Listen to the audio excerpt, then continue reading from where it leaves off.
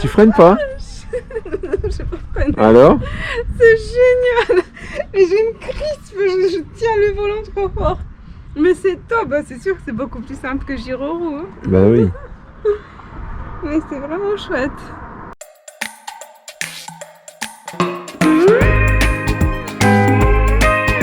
Voilà parti donc en expédition avec la Giro-Roue et la trottinette. Hein.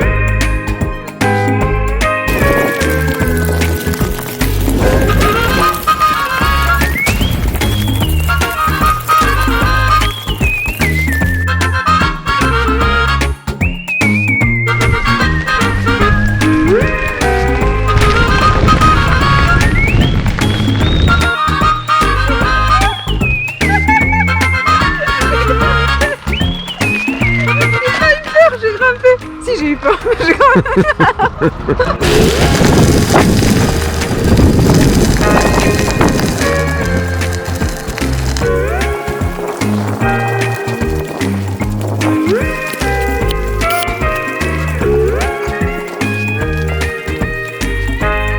Il fallait que j'attende 48 ans pour pouvoir jouer avec la trottinette. Qu'est-ce que tu penses de cette trottinette Kingsong N8? C'est génial. C'est vrai, c'est beaucoup plus facile que la roue, bah oui. Parce qu'on peut se tenir, mais c'est différent. C'est pas les mêmes sensations. C'est pas pareil. Non.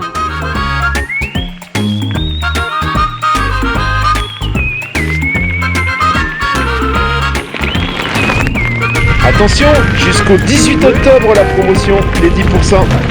10% jusqu'au 18 octobre.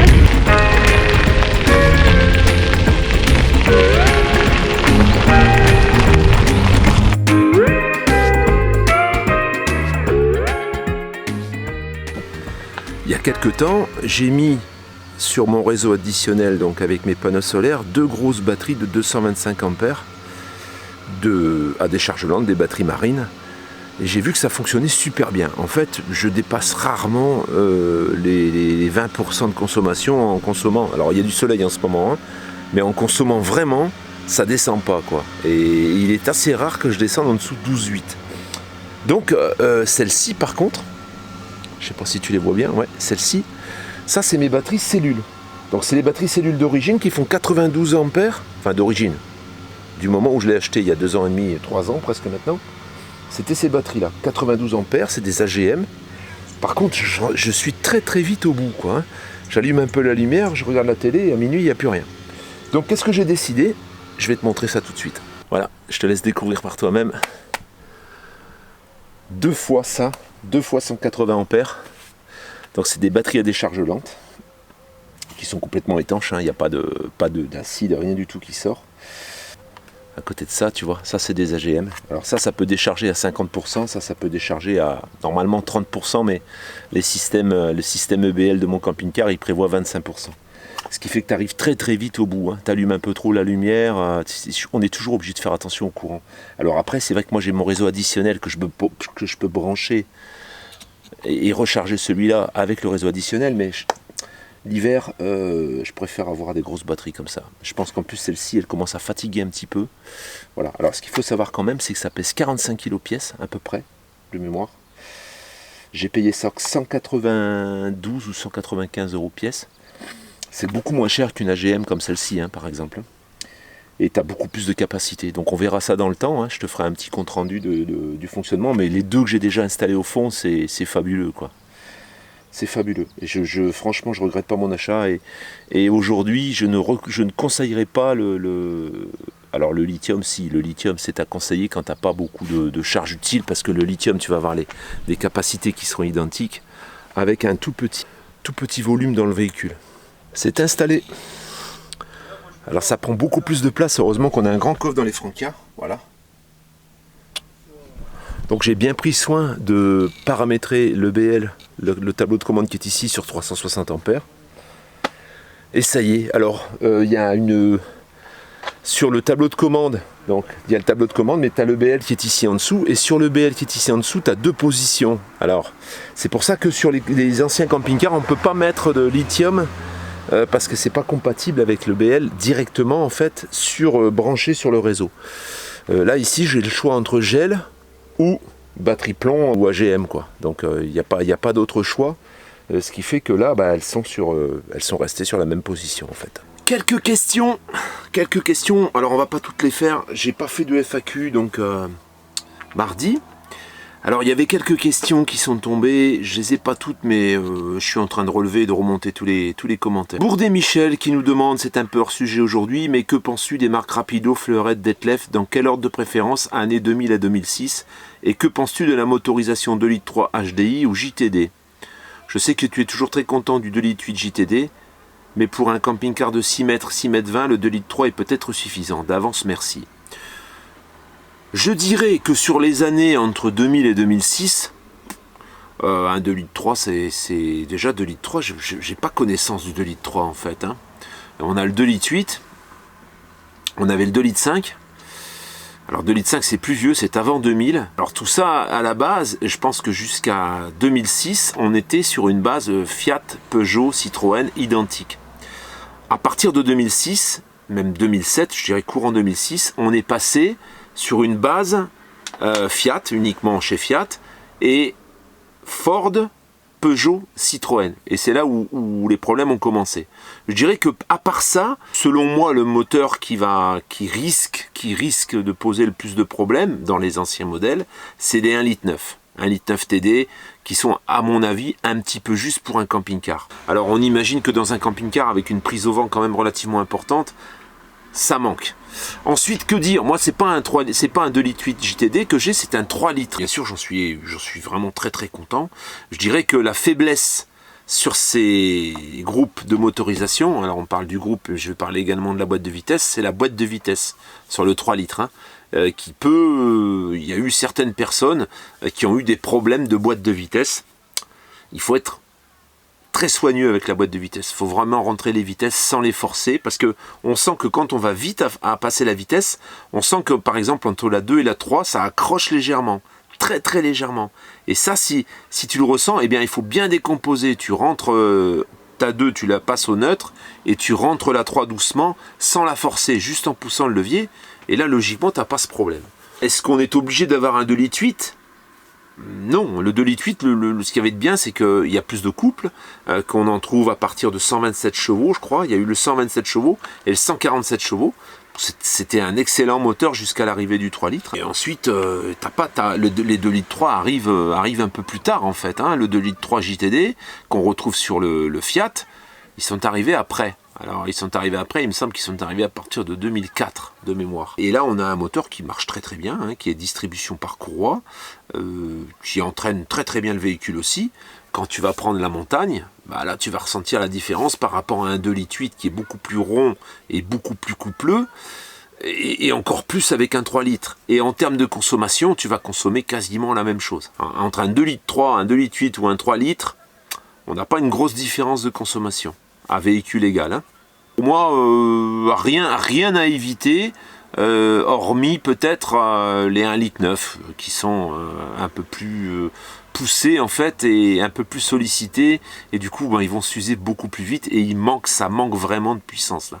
Là on est vraiment en retrait par rapport aux autres motorisations. Ce qui explique d'ailleurs que sur le marché ils sont un peu plus difficiles à vendre. Pour ta deuxième question, tu me demandais de donner un ordre de préférence entre Rapido, Fleurette et Detlef. C'est 3 bons produits, 3 bonnes marques, et j'aurais du mal à donner, tout dépend des années. Hein. Je dirais qu'aujourd'hui, si on arrive un peu plus, là dans les années très récentes, hein, à partir de 2012 par exemple, je préférerais un Detlef. Parce que on ressent vraiment, il y a eu un grand virage dans la production, je pense. Je pense que les concessionnaires ont pris conscience du poids, hein, les constructeurs ont pris conscience un peu du poids des véhicules, les châssis sont devenus plus lourds, et du coup on a fait un peu d'économie au niveau du mobilier. Au niveau des structures, il n'y a rien vraiment qui a changé. C'est excellent, les structures au niveau de l'étanchéité, c'est très bien.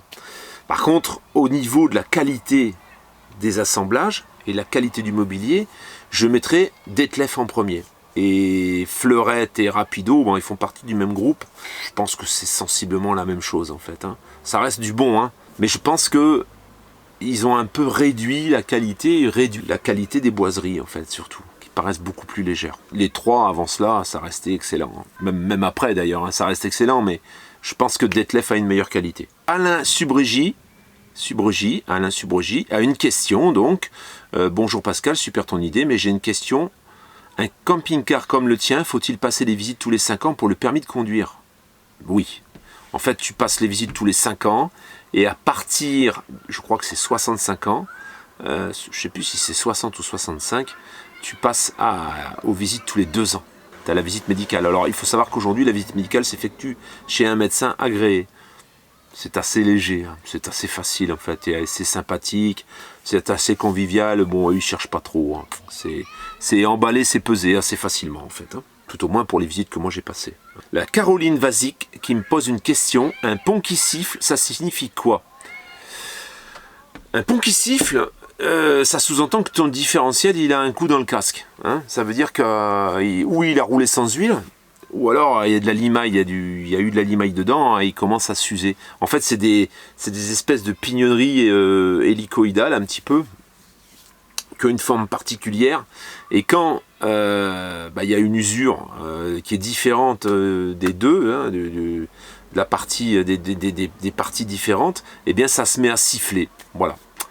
Tu peux essayer de faire une vidange et puis de remplacer l'huile, mais à mon avis, s'il commence à siffler, c'est que l'usure a déjà fait son travail et que tu vas certainement devoir remplacer ton nez de pont. Voilà, tu auras quelque chose. Ou de remplacer, à la limite, si c'est un camping-car, de trouver carrément un différentiel et le pont entier, quoi, et de le changer, hein. Alors, je pense que il doit s'agir certainement du pont arrière, je suppose, hein. Si c'est à l'avant, si c'est une traction, si c'est une propulsion, c'est un pont arrière. Si c'est une traction, eh bien là, c'est le même problème, sauf que là, c'est la boîte de vitesse que tu changes. Parce que la boîte de vitesse sur une propulsion, quand tu as les roues arrière qui entraînent ton véhicule, eh bien, tu as la boîte à l'avant et le pont à l'arrière. Voilà. Si par contre, c'est à l'avant que ça siffle, là tu as le différentiel. Toute la partie qui transmet la puissance, le mouvement aux roues, eh bien, ça fait partie de la boîte en même temps. Donc là, tu es quasiment presque obligé de changer la boîte de vitesse. Tu as meilleur compte à changer la boîte de vitesse qu'à faire réparer et à changer tout ça. Mais dans ton mail, je pressens plutôt que c'est un pont arrière. Alors, j'ai une question de Jean Fidetect 79 Lucky. C'est compliqué. Est-ce que je recharge la trottinette sur le solaire? Oui, bien sûr, hein, la trottinette se recharge par le biais d'un convertisseur et par le biais du solaire, donc, puisque c'est sur mes batteries qui se rechargent avec le soleil. Marie-Claire Dumonceau qui me demande si la promotion sur la trottinette va perdurer tout le temps. Non, la promotion s'arrête le 18 octobre à minuit en fait, hein. Il y aura 10% jusqu'à cette date avec le code promo, je te le remets, il est ici, et tu auras le lien de Kingsong Europe en description.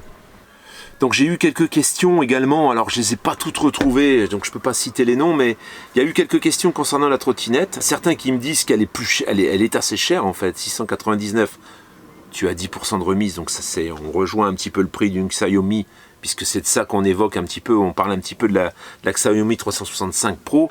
Il faut comparer ce qui est comparable. Et il est vrai que c'est aussi une trottinette, par contre celle-ci ne fait que 300 watts, la nôtre elle fait 500 watts. Hein. D'ailleurs on le voit même au niveau des capacités batterie, elle ne pèse que 14 kg, alors que la nôtre elle pèse 16 kg. Il y a quasiment 2 kg de plus, donc on a un peu plus de capacité. En autonomie ça va être grosso modo la même chose, parce que forcément avec un moteur plus puissant ça consomme plus de courant. En contrepartie, on va avoir un peu plus des batteries un peu plus grosses. Deuxième point, c'est que sur cette trottinette, il y a une suspension. Donc forcément, technologiquement, la suspension, c'est quand même plus sympa. On a des roues de 8 pouces et demi. Quand tu prends, là, tu l'as vu, elle va rouler, elle prend des trous et tout, ça absorbe. Tony, lui, qui s'en est servi, il a pris tous les vibreurs, les trous. Enfin, vibreurs, il y en a un qui a jamais entendu. Les dodanes, en fait. Tony a pris les dodanes, les trous, etc. Ça avale tout, en fait, hein. Même si quelquefois... sur les cailloux, ça bouge un petit peu, ce qui est normal. Ça absorbe tout, grâce à la suspension. Donc, il faut comparer ce qui est comparable. Bon, la famille, je rentre de chez Eva. Je vais finir mon montage, parce que j'ai commencé tout à l'heure, mais j'ai pas terminé. C'est 11h, un peu plus de 11h. On a regardé le film ensemble. Et puis là, je rentre au camping-car. En Girourou. Parce que malgré que j'ai la voiture, je préfère mes déplacements comme ça, les petits déplacements, je préfère les faire en giro roue. C'est vachement plus sympa.